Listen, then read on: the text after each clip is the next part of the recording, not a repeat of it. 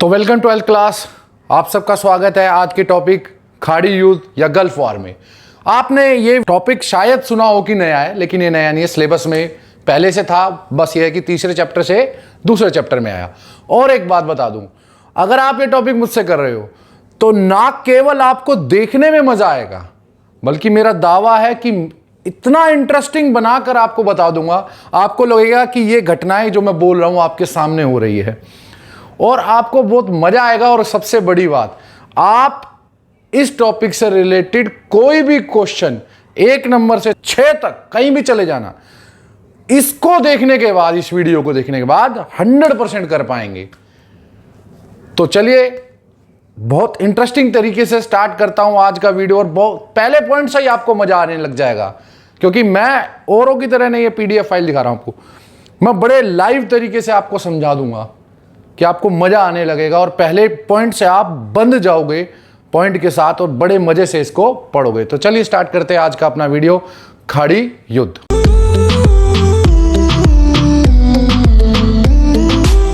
तो स्टूडेंट्स, सबसे पहली बात, ये जो खाड़ी युद्ध है, हमेशा याद रखना, ये फर्स्ट या प्रथम खाड़ी युद्ध के बारे में आपके टॉपिक या आपके सिलेबस में आया हुआ है। खाड़ी में 2 युद्ध हुए हैं, लेकिन जो आपके सिलेबस में है वो सिर्फ और सिर्फ प्रथम खाड़ी युद्ध है या गल्फ वॉर है। दूसरे वाला अब आपके सिलेबस से हट गया, इसलिए मैं उसके बारे में बात नहीं करूंगा। तो हम बात कर रहे हैं खाड़ी युद्ध, इसका मतलब हमेशा याद रखना ये फर्स्ट गल्फ वॉर है या प्रथम खाड़ी युद्ध है। वीडियो को स्टार्ट करने से पहले सबसे बड़ी चीज के बारे में जानिए, ओपेक। अब आप कहोगे यार बात तो खाड़ी युद्ध की कर रहा है, ये ओपेक के ऊपर कहां से आ गया? तो समस्या यहीं से स्टार्ट होती है और इसी समस्या से यह युद्ध बनता चला गया या आगे बढ़ता चला गया। ओपेक क्या है? पेट्रोलियम निर्यातक देशों का संघ। देखो, जो मध्य पूर्व एशिया या मध्य एशिया में जो तेल उत्पादन करते हैं, पेट्रोल का उत्पादन करते हैं, इन देशों ने मिलकर एक यूनियन बनाई, एक संगठन बनाया। यह संगठन था पेट्रोलियम निर्यातक देशों का संघ। नाम से साफ है, जो देश पेट्रोल को निर्यात करते थे, बेचते थे पूरे विश्व में, एक संघ बना लिया। अब यह संघ स्थापना कब हुई? इसकी स्थापना होती है 1960 में। कहां पर? बगदाद मतलब इराक में। इराक के शहर बगदाद में संधि करते हैं और 1960 में ओपेक की स्थापना करते हैं। और ये ओपेक, जिसका निर्माण होने के बाद इसमें अब लगभग 15 सदस्य काम कर रहे हैं या 15 राष्ट्र इसमें शामिल हैं। ये काम क्या करता था? देखो, इकोनॉमिक्स का एक ही नियम है, मांग और पूर्ति। इकोनॉमिक्स का, अर्थशास्त्र का नियम है मांग और पूर्ति। अगर किसी वस्तु की मांग ज्यादा है, मतलब उसको लोग ज्यादा खरीदना चाहते हैं, पर पूर्ति कम है, पीछे से सप्लाई कम आ रही है, तो उसकी कीमत बढ़ जाएगी, उसकी कीमत में बढ़ोतरी हो जाएगी, क्योंकि लोग खरीदना तो बहुत चाह रहे लेकिन आ नहीं रही है। तो ये सारे देश मिलकर, ये 15 राष्ट्र इसी चीज के ऊपर काम करते थे, निर्यातक, क्योंकि यही पेट्रोल का उत्पादन कर कर बेच रहे हैं। तो ये वर्ष का, एक पूरे ईयर का अनुमान लगा लेते थे, ईयर में, हर साल, कि भैया हम सब मिलके केवल इतने ही पेट्रोल का उत्पादन करेंगे। इसकी एक लिमिट बना देते थे, पेट्रोल उत्पादन की लिमिट बना देते थे। इससे क्या होता था कि भैया पेट्रोल का उत्पादन ये बहुत सीमित मात्रा में या कम मात्रा में करेंगे, तो पेट्रोल की मांग तो ज्यादा है, पूर्ति अपने हिसाब से रोक लेते थे कि भाई इससे ज्यादा नहीं करेंगे। तो इससे क्या है, ये पेट्रोल की मनमानी कीमत वसूल कर सकते थे। अर्थात ओपेक देश पेट्रोल के निर्यात को पीछे से कंट्रोल करते थे, ताकि मनमानी कीमत पेट्रोल की वो वसूल कर सके पूरे विश्व से, क्योंकि पेट्रोल की मांग सदैव से ज्यादा रही है। तो ये है ओपेक। अब ये ओपेक खाड़ी युद्ध में क्या योगदान देता है, इसके ऊपर आ जाओ। तो 12th क्लास, ओपेक को आपने समझ लिया। अब आपको पता लगेगा कि ओपेक की वजह से खाड़ी युद्ध कैसे स्टार्ट होता है। बड़ा इंटरेस्टिंग सुनना। अमेरिका के उकसाने पर कुवैत ने अधिक तेल का उत्पादन किया। अगस्त 1990 को समझो, इसीलिए मैंने घटनाक्रम लिखा है। अगस्त 1990 के आसपास सोवियत संघ ले रहा था अपनी अंतिम सांसें। सोवियत संघ लगभग पतन के कगार पर पहुंच चुका था। ऐसे में अमेरिका को बहुत बड़ा मौका था कि वो अपना वर्चस्व, अपनी पूरी शक्ति और दबदबा स्थापित कर सके। और तेल की मांग अमेरिका में बहुत ज्यादा थी, तेल बहुत ज्यादा चाहिए था अमेरिका को। ऐसे में उसने मध्य एशिया में, मिडिल ईस्ट में जाकर, मध्य पूर्व एशिया में जाकर अपना होल्ड जमाने के लिए, अपना पूरा वर्चस्व दबदबा बनाने के लिए बड़े तरीके से प्लानिंग की या योजना बनाई। उसने कुवैत को उकसाया कि वो अधिक तेल का उत्पादन करे, कुवैत अधिक तेल का उत्पादन करे। और अब आपके सामने आएगा ओपेक। कुवैत ओपेक का सदस्य राष्ट्र था, ओपेक के अंदर एक सदस्य था। और मैंने आपको बताया था कि ओपेक क्या करता है कि साल का कितना तेल ये निर्यात करेंगे या उत्पादन करेंगे, इस चीज पर ये पहले ही निर्णय ले लेते थे ताकि मनमानी कीमत वसूल कर सके। लेकिन अमेरिका ने इसको थोड़ा चेंज करवा दिया, कुवैत को उकसाया और अधिक तेल का उत्पादन करवा लिया। अब चलते हैं नेक्स्ट पॉइंट की तरफ। तो 12th क्लास, अब आगे क्या हुआ? कुवैत के अधिक तेल उत्पादन से, क्योंकि ओपेक के नियम और निर्णय कुवैत ने ताक पर रख के, दांव पे लगा के अधिक तेल का उत्पादन कर दिया था। अब कुवैत के अधिक तेल उत्पादन से इराक और वहां के शासक सद्दाम हुसैन, आपने नाम बहुत सुना होगा, वहां के राष्ट्रपति कह लो, तानाशाह कह लो, शासक कह लो, लेकिन इराक देश को और सद्दाम हुसैन को बहुत गुस्सा आया। गुस्सा क्यों आया? क्योंकि इराक भी ओपेक का मेंबर था और कुवैत भी ओपेक का ही मेंबर था, सदस्य था। ये बात मैंने आपको बता भी दी थी पहले कि ओपेक में 15 राष्ट्र थे और ओपेक एक संगठन था जो तेल उत्पादन पर पूरे नियम निर्णय बनाता था कितना। अब इसमें सबसे बड़ी बात, इसको गुस्सा आ गया। और गुस्सा क्यों आया? क्योंकि कुवैत ने ओपेक के निर्णय, नियम, जो ये साल भर के नियम और निर्णय बनाते थे कि हम इससे ज्यादा तेल नहीं उत्पादन करेंगे और नहीं बेचेंगे, उसके खिलाफ जाकर कुवैत ने उस सारे ओपेक के नियम और निर्णय के खिलाफ जाकर सिर्फ अमेरिका के एक बार उकसाने पर ही अधिक तेल का उत्पादन कर दिया। और यह करने के बाद सद्दाम हुसैन, ये बड़े तानाशाह थे अपने इराक में, बड़े जमाने के, मतलब कहते हैं ना कि एक मजबूत तानाशाह राष्ट्रपति शासक, इनको बहुत गुस्सा आ गया। और इसके जवाब में इन्होंने क्या किया, ये आगे। तो 12th क्लास, कुवैत से नाराज होकर, कुवैत से गुस्सा होकर, क्योंकि कुवैत ने ओपेक के नियमों को तोड़ा था अधिक तेल उत्पादन करके, इराक ने कुवैत पर कर दिया आक्रमण। इराक, या यूं कह लो सद्दाम हुसैन ने आदेश दिया सीधा सीधा कि भैया कुवैत पे आक्रमण कर दो, क्योंकि इसने तो सारे नियमों को तोड़ दिया। अब ज़्यादा तेल उत्पादन करके ये ज़्यादा पैसा कमा रहा हो, लेकिन इससे इराक को तो नुकसान हो गया क्योंकि उसके तेल की कीमत कम हो गई। और इसके चक्कर में जब इराक ने कुवैत पर आक्रमण कर दिया तो सिर्फ मात्र 6 घंटे के अंदर, या यूं कह लो 6 आवर्स के अंदर के भीतर, 6 घंटे के अंदर 6 घंटे के भीतर ही इराक ने कुवैत पर कब्जा कर लिया। केवल 6 घंटे के अंदर ही, क्योंकि कुवैत बहुत छोटा सा एक देश है और इराक की सेना काफ़ी शक्तिशाली थी, तो 6 घंटे के अंदर ही इराक ने कुवैत पर कब्जा कर लिया।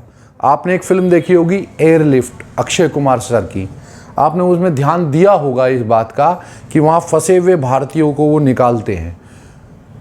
क्यों? क्योंकि वो कुवैत में थे अक्षय कुमार, और इराक ने या इराक की सेना ने वहाँ पर आक्रमण किया था। तो ये वही युद्ध है जो एयरलिफ्ट में बताया गया है। तो 12th क्लास, ठीक है। अब इस पॉइंट को ऐसे कैसा ही लिख देना, चाहे एक भी शब्द चेंज मत करना, लेकिन ऐसे कैसा लिखना जरूर है और समझना भी जरूर है। जैसे ही इराक ने कुवैत पर आक्रमण करके कुवैत पे कब्जा किया, तो अमेरिका ने इस मौके का पूरा फायदा उठाया।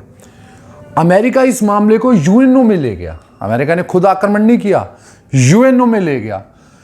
हालांकि इससे पहले भी कभी जब अमेरिका प्रस्ताव लाता था, सोवियत संघ वीटो लगा के उसे रोक देता था, लेकिन सोवियत संघ हो चुका था कमजोर, वो बिल्कुल अपनी अंतिम सांसें ले रहा था, उसके घर की समस्या खत्म नहीं हो रही थी। तो यूएनओ में क्या करता, वो इस मामले पे कोई स्टैंड नहीं ले पाया या इसका कोई विरोध नहीं कर पाया। इस कमजोरी के कारण अमेरिका ने इसका पूरा फायदा उठाया। सोवियत संघ ने इराक के खिलाफ जो प्रस्ताव पास हो रहा था, उसे पास होने से रोक नहीं पाया। वो यूएनओ में भाग ही नहीं लिया, अलग हो गया। और अमेरिका ने इसका फायदा उठाकर इराक के खिलाफ यूएनओ से प्रस्ताव पास करा लिया। अब सबसे बड़ी बात यह है कि सोवियत संघ रोक नहीं पाया, अमेरिका ने पूरा फायदा उठाया। लेकिन अमेरिका ने यहां बड़ी चाल खेली, उसने यूएनओ से प्रस्ताव पास कराया। खुद आक्रमण करता वो अलग बात हो जाती, लेकिन यूएनओ से प्रस्ताव पास कराने का मतलब यह है कि अब इराक अमेरिका का नहीं, पूरी दुनिया का दुश्मन हो चुका था, क्योंकि अब यूएनओ ने इराक को आक्रमणकारी राष्ट्र घोषित कर दिया। एक बार अगर यूएनओ किसी राष्ट्र को आक्रमणकारी राष्ट्र घोषित कर दे, तो उसके खिलाफ जो भी अभियान आएगा, उसमें यूएनओ के सभी सदस्य राष्ट्र मिलकर सहयोग करेंगे उस राष्ट्र के खिलाफ। अर्थात अब लगभग सारे दुनिया इराक के खिलाफ हो चुकी थी, और अमेरिका ने इराक के खिलाफ सारी दुनिया को खड़ा कर लिया अपने बड़े शातिराना या चालाकी के साथ। अब यूएनओ में क्या क्या आगे हुआ वो देखो। तो 12th क्लास, गल्फ वॉर में आगे यूएनओ ने, देखो यूएनओ का एक पूरा प्रोसीजर है। यूएनओ में अगर किसी राष्ट्र के खिलाफ कोई प्रस्ताव आता है और यूएनओ में पास हो जाता है, तो वो कार्रवाई के एक चरण है। यूएनओ ने इराक पर सबसे पहले, या यूं कह लो अमेरिका ने, यूएनओ क्योंकि अमेरिका का पूरा होल्ड चल रहा था, सोवियत संघ था नहीं, बाकी कोई देश रोक नहीं रहा था, तो अमेरिका कह लो या यूएनओ कह लो, सबसे पहले उस पर काफ़ी तगड़े, काफ़ी बड़ी मात्रा में आर्थिक प्रतिबंध लगा दिए। आर्थिक प्रतिबंध क्या होता है, अमेरिका इसका काफ़ी प्रयोग करता है। इसको समझो कि अब एक बार यूएनओ से प्रस्ताव पास होने के बाद कोई भी देश इराक के साथ किसी प्रकार की कोई आर्थिक गतिविधि नहीं कर सकता था। मतलब ना तो इराक पूरे देश विश्व में अब कहीं भी कोई सामान बेच सकता था, और ना ही कोई विश्व में उसके साथ खरीदारी या काम आर्थिक गतिविधि में शामिल हो सकता था। अब इससे क्या होगा कि भाई इराक पे काफ़ी फ़र्क पड़ेगा, ना उसका कोई तेल खरीद रहा है, तो उसकी इकोनॉमी डाउन हो जाएगी, क्या पता वो झुक जाए, ऐसा सोचा। लेकिन ये जो आर्थिक प्रतिबंध लगाए, ये सितंबर अक्टूबर तक चले। सितंबर अक्टूबर तक उसको इराक को वार्निंग दी गई, भाई बोला गया, दबाव बनाया गया आर्थिक प्रतिबंध लगाकर कि भाई किसी भी तरह तू कुवैत को खाली कर दे। अर्थात जो तूने सैनिक वहां पर कुवैत पर लगा रखे हैं, कब्जा कर रखा है, उसे वहां से हट जाए, वापस हट जाए। लेकिन इराक और इराक के शासक सद्दाम हुसैन के कान पे जूं तक नहीं रहेंगी, नहीं हटा, कह रहे जो करना कर लो, मैं नहीं हटता। फिर यूएनओ की सुरक्षा परिषद ने फाइनली, यूएनओ का एक अंग है, ये आएगा, मैंने इसलिए ज़्यादा डिटेल में नहीं बता रहा, आपके चैप्टर में आएगा, अंतर्राष्ट्रीय संगठन। ये बहुत शक्तिशाली अंग होता है और यही सबसे ज़्यादा निर्णय लेता है अगर किसी राष्ट्र को आक्रमणकारी राष्ट्र घोषित करना हो और उस पर कार्रवाई करनी। सुरक्षा परिषद ने फाइनली जब सितंबर अक्टूबर में वार्निंग से और उससे काम नहीं चला, आर्थिक प्रतिबंधों से खासकर काम नहीं चला, तो उन्होंने कहा जो प्रोटोकॉल है, दूसरी नियम है, उन्होंने नवंबर 1990 को इराक को चेतावनी दी। ये फाइनल अल्टीमेटम बोला जाता है।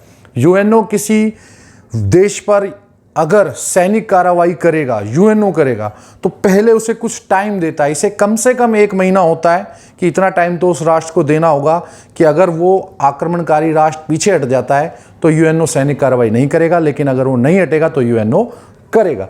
तो नवंबर 1990 को इराक को चेतावनी दी गई और वक्त भी दिया गया कि भैया 15 जनवरी 1991 तक अगर इराक कुवैत को खाली नहीं करता है या नहीं करेगा तो यूएनओ, याद रखना, यूएनओ इराक पर सैनिक कार्रवाई करेगा। अर्थात 15 जनवरी तक भी इराक पीछे नहीं हटता है, कुवैत से वापस नहीं आता है, अपनी सेना नहीं हटाता है, तो यूएनओ इराक के खिलाफ सैनिक कार्रवाई करेगा। और आगे क्या हुआ अब तुम इसको समझो। तो 12th क्लास, इराक के खिलाफ सैनिक कार्रवाई, 15 जनवरी की जो चेतावनी दी गई थी, जब 15 जनवरी तक भी इराक ने या इराक द्वारा कुवैत को खाली ना करने पर, इराक ने 15 जनवरी की चेतावनी की डेडलाइन को भी क्रॉस कर दिया और 15 जनवरी तक कुवैत को खाली नहीं किया, तब यूएनओ ने इराक के खिलाफ सैनिक कार्रवाई का प्रस्ताव पास कर दिया। अब एक आक्रमणकारी राष्ट्र के खिलाफ यूएनओ में प्रस्ताव पास हो जाए तो क्या होता है? दो देशों का युद्ध नहीं होता, अब यूएनओ के झंडे तले युद्ध होना था। तो अब समझो कि इस प्रस्ताव के पास होने के बाद क्या हुआ। तो 12th क्लास, खाड़ी युद्ध में इराक के खिलाफ सैनिक कार्रवाई में नेक्स्ट स्टेप क्या हुआ? यूएसए को इस युद्ध का कमांडर घोषित किया गया। देखो, युद्ध होता है तो उसमें एक ऐसा कमांडिंग ऑफिसर बनाया जाता है जिसके आदेश पे बाकी सारी सेना काम करेगी। तो अमेरिका को इस पूरे युद्ध का कमांडर घोषित किया यूएनओ ने, मतलब 34 देशों की सेना अमेरिका की सेना के आदेश पर ही काम करेगी। उसको पूरी तरह युद्ध को मैनेज करने का काम अमेरिका को सौंपा गया। चाहे 34 देश इसमें शामिल थे, हमें लगेगा भाई 34 देश शामिल थे तो सबका बराबर योगदान था ना, परंतु 75% सेना और सैनिक साजो सामग्री, जो सैनिकों को सामान चाहिए होता है, राशन, दवाइयाँ, और जो उनको मदद चाहिए होती है, चाहे उनके गोलियां, हथियार, कुछ भी, तो 75% तो सेना, जितने भी सैनिक शामिल थे, और उनके साथ लगने वाला सैनिक साजो सामग्री, सामान, अकेले अमेरिका का था या अमेरिका के थे। मतलब इस युद्ध में यूएनओ के झंडे तले तो ये बस था, लेकिन इसको प्रस्ताव पास कराने से लेकर इस युद्ध में सबसे बड़ी महत्वपूर्ण भूमिका थी अमेरिका की। अब इसमें आगे, तो 12th क्लास, खाड़ी युद्ध में या इराक के खिलाफ सैनिक कार्रवाई में जो नेक्स्ट स्टेप क्या हुआ? देखो, अमेरिका ने इस युद्ध में बड़े चालाकी से काम लिया। सेकेंड वर्ल्ड वॉर आप याद करो, अमेरिका ने क्या किया था? जापान पे परमाणु बम गिराए, जबकि अमेरिका ऑलमोस्ट जीत चुका था और जापान ऑलमोस्ट हार चुका था। उसने ऐसा क्यों किया? ताकि वो ये दिखा सके कि उसके पास सबसे खतरनाक बम मौजूद है।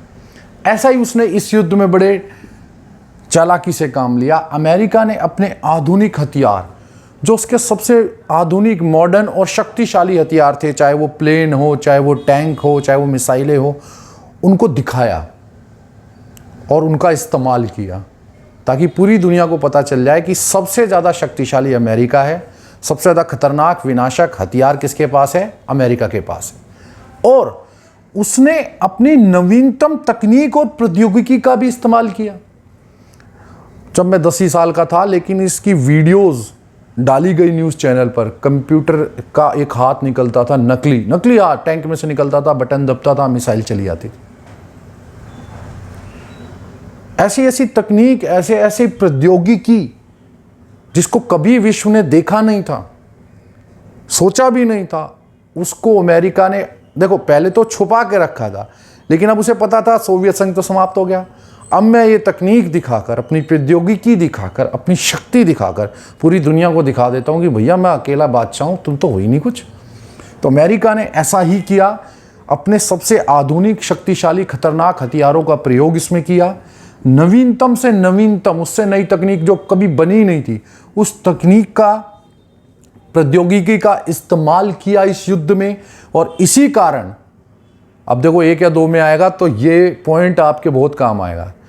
इसी कारण प्रथम खाड़ी युद्ध को कंप्यूटर युद्ध या वीडियो गेम वॉर भी बोला जाता है। अगर आप वीडियो गेम कंप्यूटर, अब तो आपके ज़माने में तो मोबाइल है, पहले देखा था ना कंप्यूटर से बटन से लगे रहते थे वीडियो गेम, तो ऐसा ही कुछ ये युद्ध बना दिया अमेरिका ने, जिसमें हथियार लेके क्या लड़ रहे हैं, कंप्यूटर से बटन दबाओ, मिसाइलें जा रही है, हथियार निकल रहे हैं, और जैसे बटनों से काम हो रहा हो वीडियो गेम में होता, हम खेलते हैं, ऐसा ही कुछ युद्ध बना दिया। और इसीलिए इसको बोला जाता है कंप्यूटर युद्ध या वीडियो गेम वॉर। तो सबसे ज़रूरी बात, क्योंकि अमेरिका ने खाड़ी युद्ध में अपने सबसे आधुनिक और नवीनतम तकनीक और हथियारों का प्रयोग किया था, इसीलिए प्रथम खाड़ी युद्ध को ही कंप्यूटर युद्ध या वीडियो गेम वॉर बोला जाता है। तो प्रथम खाड़ी युद्ध के देखो कितने नाम निकल गए, प्रथम खाड़ी युद्ध, ऑपरेशन डेजर्ट स्टॉर्म, कंप्यूटर युद्ध और वीडियो गेम वॉर, ये सब इसी में आ गया, इसलिए इसमें बिल्कुल कंफ्यूज मत होना। अब इसमें एक छोटा सा पॉइंट और रह गया, उसकी ओर चलते हैं। तो 12th क्लास, गल्फ वॉर प्रथम खाड़ी युद्ध में इराक के खिलाफ सैनिक कार्रवाई जो हुई, उसके क्या परिणाम निकले। देखो, मार्च 1991 तक, अर्थात मात्र 2 महीने में, अब 2 महीने लगते हैं बड़े हैं, लेकिन इस युद्ध में इराक के शासक सद्दाम हुसैन ने कहा था कि यदि युद्ध हुआ तो अमेरिका की माँ बहनों को पछताना पड़ेगा। 6 महीने से पहले तो अमेरिका इराक की सीमा में भी नहीं घुस सकता है, लेकिन केवल 2 महीने में और मार्च 1991 तक इराक युद्ध हार चुका था, इराक हार चुका था, और अमेरिका या यूएनओ ने इराक पर कब्जा कर लिया था। अब देखो, आप कहोगे अमेरिका क्यों कह रहा है, क्योंकि लगभग सारे सैनिक, मैंने बताया 75%, और जब इराक युद्ध हार चुका था तो लगभग जो यूएनओ का झंडा ही भले ही था, लेकिन कमांडर भी अमेरिका था, दूसरी तरफ सैनिक भी ज़्यादा अमेरिका के, तो सारा होल्ड वहाँ पर अमेरिका ही जमा कर बैठा था। तो मात्र 2 महीने में इराक पर यूएनओ का कब्जा कह लो या अमेरिका का कब्जा हो चुका था। अब इस युद्ध से अमेरिका को बहुत लाभ हुआ, ये बात जरूर याद रखनी है आपको। अमेरिका ने इस युद्ध के लिए जो प्लानिंग की थी वो पूरी सफल हो गई, और अमेरिका को पूरा लाभ इसका मिला। इसके सबसे बड़ा लाभ क्या मिला, अमेरिका का वर्चस्व पूरी दुनिया में स्थापित हो चुका था। देखो, अभी तक अमेरिका जहां जाता था तो उसको रोकने के लिए आता था सोवियत संघ, लेकिन ये शक्ति संतुलन बिगड़ चुका था। अब इस युद्ध के बाद जो आपका नेक्स्ट टॉपिक है ना, इसमें एक ध्रुवीयता, उसमें एक खाड़ी युद्ध आएगा, इसीलिए इसे बता रहा हूं दोबारा। अब पूरा विश्व ये जान चुका था कि विश्व में एक ही महाशक्ति है, वो है अमेरिका, और पूरा विश्व अब क्या हो गया है, एक ध्रुवीय हो गया है, जो आपका नेक्स्ट टॉपिक भी है, उसको भी कराऊंगा। तो इसका फायदा क्या हुआ, अमेरिका को पूरा लाभ मिला। अब अमेरिका एकमात्र महाशक्ति बचा था, एक ध्रुवीय हो चुका था, और उसका वर्चस्व, उसका प्रभाव, उसका दबाव पूरी दुनिया पर स्थापित हो गया। दूसरी बात, इराकी तेल संसाधनों पर भी उसका पूरा लाभ मिला। सबको लगता था कि अमेरिका सिर्फ ये अपनी शक्ति दिखाने के लिए कर रहा है, नहीं, क्योंकि अमेरिका में तेल की बहुत मांग है और उसे तेल चाहिए था, इसका लाभ भी उसने उठाया। उसने इराक पर पेनल्टी लगाई, और उसके बदले, क्योंकि पैसे तो मिलेंगे नहीं, इराक से काफ़ी तेल संसाधन या पेट्रोल प्राप्त किया। तो इराक के ऊपर आक्रमण करने का जो अमेरिका ने पैसा लगाया था वो भी वसूल लिया तेल संसाधनों के जरिए। ना केवल वो वसूल लिया, उससे ज़्यादा ही लाभ उसको मिल गया। और 12th क्लास में एक बात कहना चाहूँगा, ये वीडियो बहुत बड़ी हो गई है, तो इस युद्ध के परिणाम वो भी बहुत इंपॉर्टेंट है, मैं एक नेक्स्ट वीडियो में बना रहा हूँ। तो उम्मीद करता हूँ आपको ये वीडियो बहुत अच्छी लगी होगी, और इस वीडियो को आपने बड़े ढंग से इंटरेस्टिंग तरीके से समझ लिया होगा। इसके नोट्स बना लेना, और अगले टॉपिक पर जो इसके युद्ध के परिणाम है वो मैं आपको कराऊंगा। तो बने रहिए मेरे साथ, मैं हूं विक्रांत, आप देख रहे हैं पॉलिटिकल साइंस 90+ मार्क्स। मिलते हैं नेक्स्ट वीडियो में।